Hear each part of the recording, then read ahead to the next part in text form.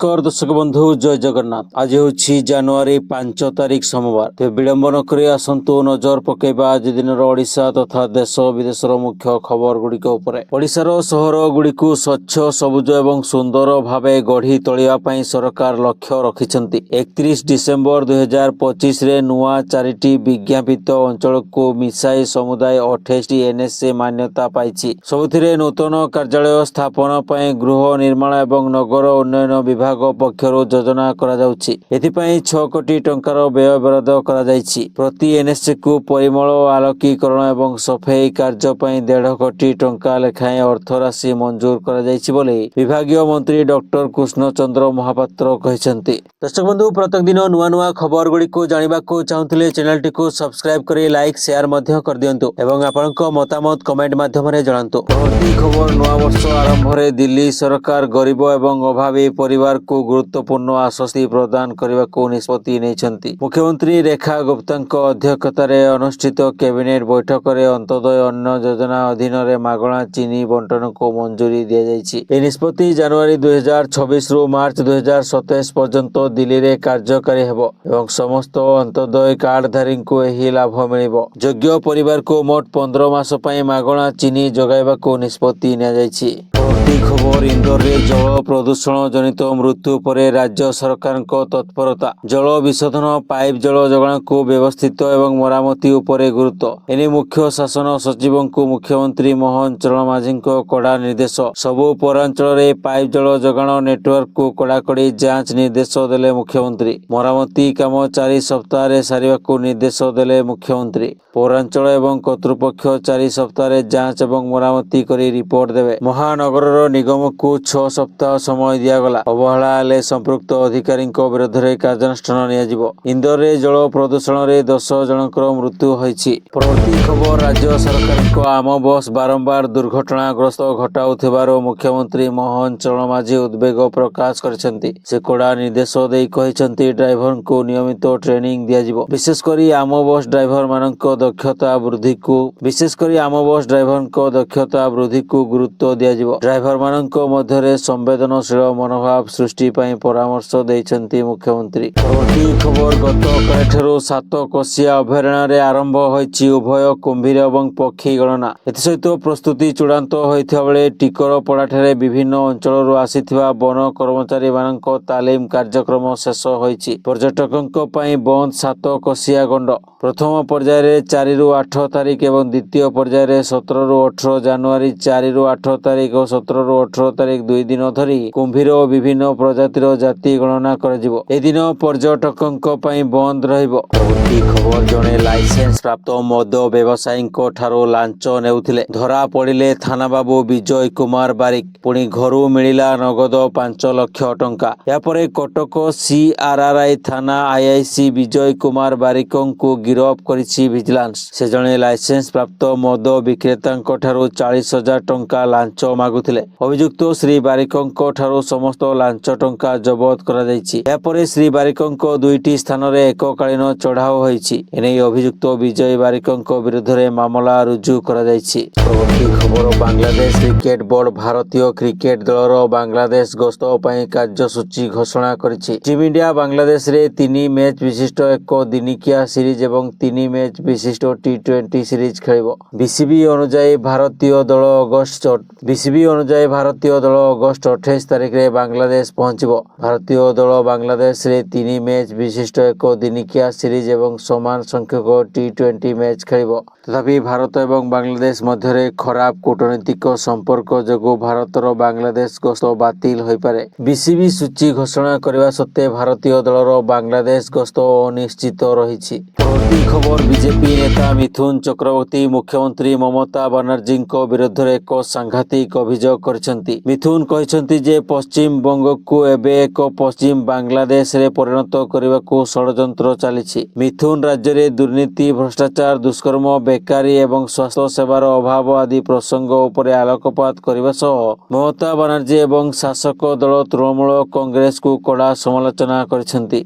পরবর্তী খবর মুখ্যমন্ত্রী ନିର୍ଦ୍ଦେଶ ପରେ ଆକ୍ସନ ମୋଡରେ ପରିବହନ ବିଭାଗ ରାଜଧାନୀରେ ଆମ ବସ୍ର କଡ଼ାକଡ଼ି ଯାଞ୍ଚ ଆରମ୍ଭ ହୋଇଛି। ଖୋଦ୍ ପରିବହନ କମିଶନର ଫିଟନେସ୍ ଯାଞ୍ଚ ପାଇଁ ମଇଦାନକୁ ଓହ୍ଲାଇଛନ୍ତି। ସଡ଼କ ସୁରକ୍ଷା ଏବଂ ଯାତ୍ରୀଙ୍କ ନିରାପତ୍ତାକୁ ଦୃଷ୍ଟିରେ ରଖି ପରିବହନ ବିଭାଗ ପକ୍ଷରୁ ଏକ ବଡ଼ ଧରଣର ଏନଫୋର୍ସମେଣ୍ଟ ଡ୍ରାଇଭ୍ ଆରମ୍ଭ କରାଯାଇଛି। ଗାଡ଼ିର ଫିଟନେସ୍ ସାର୍ଟିଫିକେଟ୍, ଚାଳକଙ୍କ ଶାରୀରିକ ଏବଂ ମାନସିକ ସ୍ଥିତି ଏବଂ ଡ୍ରାଇଭିଂ ଲାଇସେନ୍ସ ଯାଞ୍ଚ କରାଯାଉଛି। ପରବର୍ତ୍ତୀ ଖବର ଗୋଟେ ପଟେ ଆମେରିକା ଭେନେଜୁଏଲାର ରାଷ୍ଟ୍ରପତି ନିକୋଲାସ ମାଦୁରୋଙ୍କ ଅପହରଣ ଏବଂ ଗିରଫଦାରୀରେ ଲାଗି ରହିଥିଲା। ଅନ୍ୟପଟେ ତାର ନୂଆ ସହଯୋଗୀ ସିରିଆରେ ଏୟାର ଷ୍ଟ୍ରାଇକ୍ କରିଚାଲିଥିଲା। ସବୁଠାରୁ ବଡ଼ କଥା ହେଲା ଯେ ଏହି ବିମାନ ଆକ୍ରମଣ ନାଟୋ ସଦସ୍ୟ ଦେଶ ବ୍ରିଟେନ ଏବଂ ଫ୍ରାନ୍ସ କରିଥିଲେ। ଉଲ୍ଲେଖନୀୟ ଯେ ବ୍ରିଟେନ ଏବଂ ଫ୍ରାନ୍ସ ଶନିବାର ସନ୍ଧ୍ୟାରେ ସିରିଆରେ ଆତଙ୍କୀ ସଂଗଠନ ISIS ଆଡ୍ଡା ଉପରେ ମିଳିତ ବିମାନ ଆକ୍ରମଣ କରିଥିଲେ। ବ୍ରିଟେନ ପ୍ରତିରକ୍ଷା ମନ୍ତ୍ରଣାଳୟ କହିଛି ଯେ ଏହି କାର୍ଯ୍ୟାନୁଷ୍ଠାନ ସିରିଆର ଏକ ଅଣ୍ଡରଗ୍ରାଉଣ୍ଡ ଆଡ୍ଡାକୁ ଟାର୍ଗେଟ କରାଯାଇଛି, ଯେଉଁଠି ଅସ୍ତ୍ର ଏବଂ ବିସ୍ଫୋରକ ଲୁଚାଇ ରଖାଯିବାର ସମ୍ଭାବନା ଥିଲା। ପରବର୍ତ୍ତୀ ଖବର ଆମେରିକାରେ ଟେସ୍ଲା ଏବଂ ସ୍ପେସ୍ଏକ୍ସ ମୁଖ୍ୟ ଏଲନ୍ ମସ୍କ ରବିବାର ଘୋଷଣା କରିଛନ୍ତି ଯେ ତାଙ୍କର ସାଟେଲାଇଟ୍ ଇଣ୍ଟରନେଟ ସେବା ଷ୍ଟାରଲିଙ୍କ ଭେନେଜୁଏଲାର ଲୋକମାନଙ୍କୁ ଗୋଟିଏ ମାସ ପାଇଁ ମାଗଣା ବ୍ରଡବ୍ୟାଣ୍ଡ ସୁବିଧା ପ୍ରଦାନ କରିବ।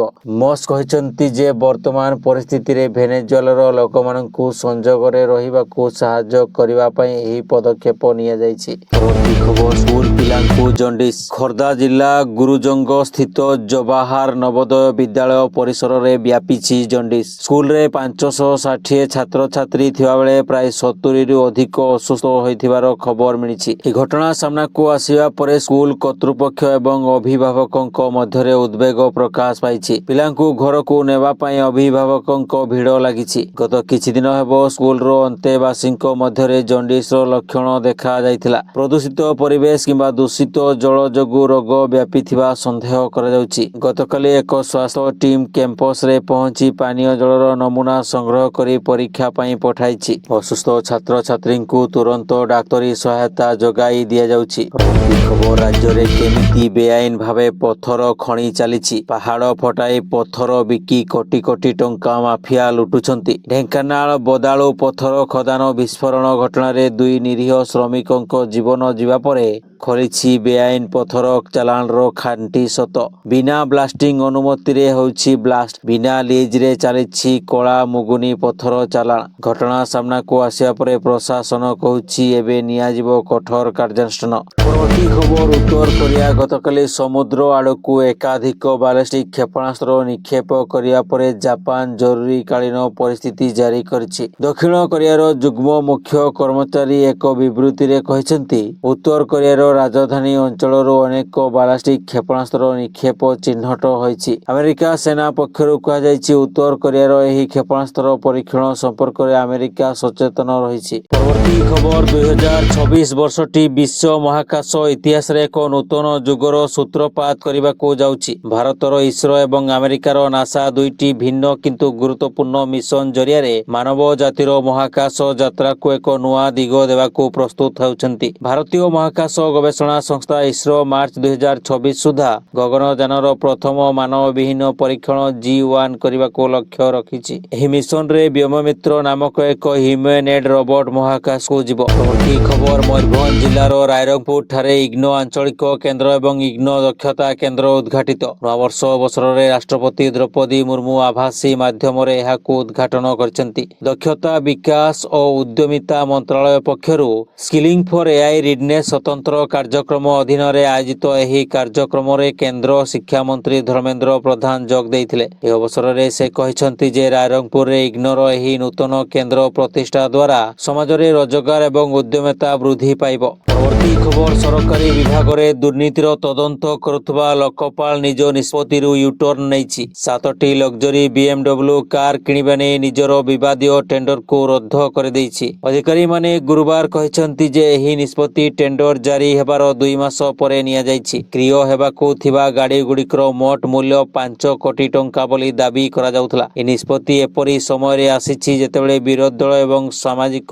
କର୍ମୀ ଲୋକପାଳଙ୍କ ଏହି ଆଦେଶକୁ କଡ଼ା ସମାଲୋଚନା କରିଥିଲେ। ଦୁର୍ନୀତି ଉପରେ ନଜର ରଖୁଥିବା ସଂସ୍ଥାର ଲକ୍ସରୀ କାର୍ କିଣିବା ଉଚିତ ନୁହେଁ ବୋଲି ମତ ପ୍ରକାଶ ପାଇଥିଲା। ଲୋକପାଳଙ୍କ ଫୁଲ୍ ବେଞ୍ଚ ବୈଠକରେ ଏହି ଟେଣ୍ଡରକୁ ରଦ୍ଦ କରିବା ପାଇଁ ନିଷ୍ପତ୍ତି ନିଆଯାଇଛି। ଦର୍ଶକ ବନ୍ଧୁ, ଖବରଗୁଡ଼ିକୁ ଆପଣ ଶେଷ ପର୍ଯ୍ୟନ୍ତ ଦେଖିଥିବାରୁ ଆପଣଙ୍କୁ ଅଶେଷ ଅଶେଷ ଧନ୍ୟବାଦ। ଧନ୍ୟବାଦ। ପୁଣି ଆସନ୍ତାକାଲି ନୂଆ ଖବର ନେଇ ଆପଣଙ୍କ ପାଖରେ ପହଞ୍ଚିବୁ। ସେତେବେଳେ ପର୍ଯ୍ୟନ୍ତ ବିଦାୟ ଦିଅନ୍ତୁ। ଧନ୍ୟବାଦ।